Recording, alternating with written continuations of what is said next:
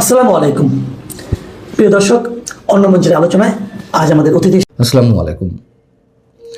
জাতীয় সংসদের প্রথম অধিবেশনের সমাপ্ত দিনে আমাদের প্রধানমন্ত্রী তারেক রহমান সাহেব বেশ চমৎকার কিছু শব্দ উচ্চারণ করেছেন, কিছু কথা বলেছেন, যেগুলো আপাত দৃষ্টিতে যারা সত্যি সত্যিই দেশ নিয়ে ভাবেন এবং বাস্তবতার উপর বা বাস্তবতার নিরিখে তারা এগুলো নিশ্চয়ই স্বাচ্ছন্দ্যে গ্রহণ করতে পারেন।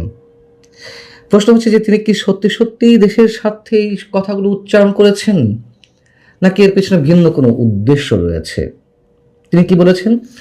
তিনি বলেছেন যে জনপ্রিয় সিদ্ধান্তের পেছনে ছুটলে সাময়িক বাহবা মিললেও দীর্ঘমেয়াদে দেশ ক্ষতিগ্রস্ত হয়।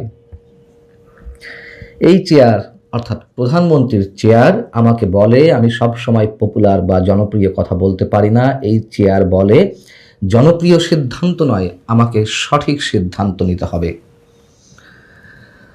অবশ্যই দেশের চরম কোনো মুহূর্তের জন্য প্রধানমন্ত্রীর এই বক্তব্যটি আমরা স্বাচ্ছন্দ্যে গ্রহণ করতেই পারি। তার কারণ রাজদণ্ড যার হাতে থাকে তাকে অবশ্যই বাস্তবতার জায়গা থেকে সস্তা জনপ্রিয়তার বিপরীতে দাঁড়িয়ে অনেক কঠিন সিদ্ধান্ত নেওয়া লাগতে পারে। কিন্তু মাননীয় প্রধানমন্ত্রীর উদ্দেশ্যে বলতে চাই, দয়া করে পারলে আমাদের কয়েকটি প্রশ্নের উত্তর দিন। এই যে মার্কিন চুক্তি বাস্তবায়ন করা হচ্ছে সেটি কার স্বার্থে? সেই সিদ্ধান্তটি কি সঠিক? যদি সঠিক হয়ে থাকে, কার পক্ষের জন্য এটি সঠিক আপনার দৃষ্টিতে? যুক্তরাষ্ট্রের পক্ষে, আপনার নিজের সরকারের পক্ষে, নাকি সত্যিই দেশের পক্ষে? এই যে চুক্তিটি, এটি কোনো অবস্থাতেই কোনো রাষ্ট্রের পক্ষে, স্বাধীন সার্বভৌম দেশের পক্ষে বাস্তবায়ন হতে পারে না, মেনে নেওয়া যায় না। মার্কিন চুক্তি নিয়ে সবাই কথা বলছেন, অর্থনীতিবিদ থেকে শুরু করে রাজনীতিবিদ, গবেষক সবাই এটার বিরুদ্ধে দাঁড়িয়েছেন। কিন্তু শুধুমাত্র ডক্টর ইউনূস সরকারের ধারাবাহিকতায় আপনি এই চুক্তির বাস্তবায়ন করে যাচ্ছেন। আমাদের প্রশ্ন সেখানেই, ভিন্ন কোনো উদ্দেশ্যে কথা বলছিলাম। মানে এই যে সিদ্ধান্তটি আপনি নিলেন, এই কথার মধ্য দিয়ে আমাদেরকে বোঝানোর চেষ্টা করছেন না আসলে এর মধ্যে কোনো অন্তর্নিহিত কোনো ভালো দিক আছে। আসলে কি তাই? এই চুক্তি বাস্তবায়নের প্রাথমিক কাজটি শুরু হলো 14টি বোয়িং উড়োজাহাজ কেনার মাধ্যমে, যাতে 37,000 কোটি টাকার প্রয়োজন। এই 37,000 কোটি টাকা কেন খরচ করতে হচ্ছে, পুরনো প্রশ্নটি আবার উত্থাপন করলাম।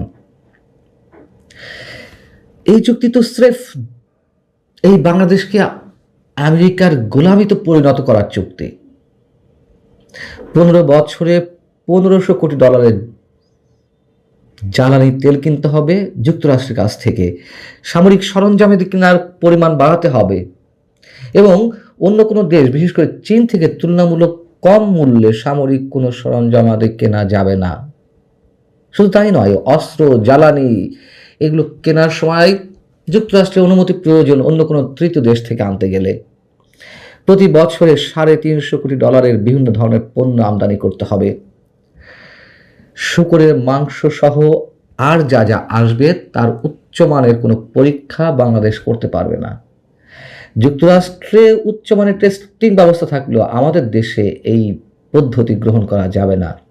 যুক্তরাষ্ট্রের উৎপাদিত অতিরিক্ত যে মাংস, সেই মাংস সমুদ্রে না ফেলে বাংলাদেশে আনা হবে, বাংলাদেশে বিক্রি করার মাধ্যমে বাংলাদেশকে ডাম্পিং গ্রাউন্ডে পরিণত করা হবে। আবার যদি বলি, আওয়ামী লীগকে যে এখনো নিষিদ্ধ করে রাখা হয়েছে, এই সিদ্ধান্ত কার পক্ষের? ডিপ স্টেটের, মুক্তিযুদ্ধ বিরোধী শক্তির পক্ষের, নাকি আপনার সরকারের স্বার্থে যে কিছুদিন থাক এই অবস্থায়, নিরিবিলি দেশ চালায়?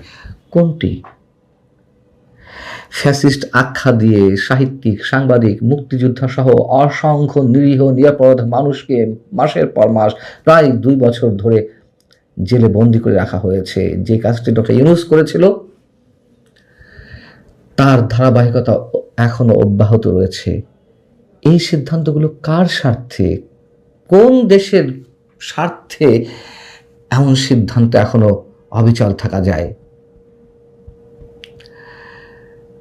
ডক্টর ইউনূস সহ তার উপদেষ্টা পরিষদের সদস্যদের বিরুদ্ধে এই যে অসংখ্য অভিযোগ, দুর্নীতি থেকে শুরু করে নানান ধরনের অভিযোগ, এবং সর্বশেষ খোদ আন্তর্জাতিক জার্নাল সায়েন্সের প্রতিবেদনে যেটি উঠে এলো, দেশে যে 2.5 শতাধিক শিশু এর মধ্যে হামে আক্রান্ত হয়ে মৃত্যুর কোলে ঢলে পড়ল, তার জন্য দায়ী ডক্টর ইউনূস এবং তার সরকার।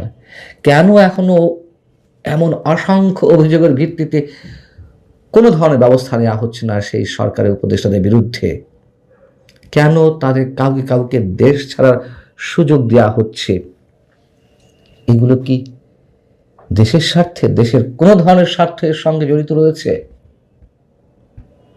এই যে আইনজীবী সমিতি বা সুপ্রিম কোর্ট বারের নির্বাচনে স্বতন্ত্র প্রার্থীদের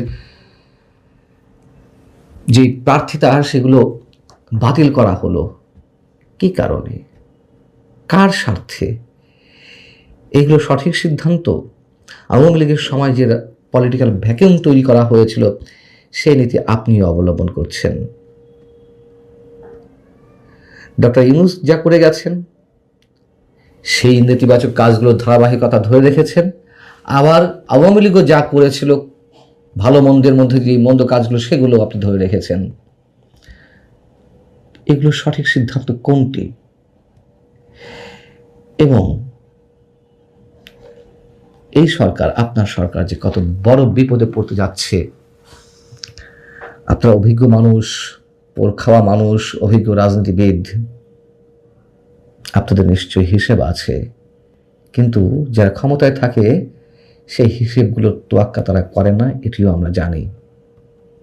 অতএব যে কথাটি বলেছেন যে বাহবা পাওয়ার জন্য জনপ্রিয় সিদ্ধান্ত নয়, সঠিক সিদ্ধান্ত, আমরা আসলে অনেক কিছুই মেলাতে পারি, আবার অনেক কিছু বলতে পারি না, এটাই বাস্তবতা।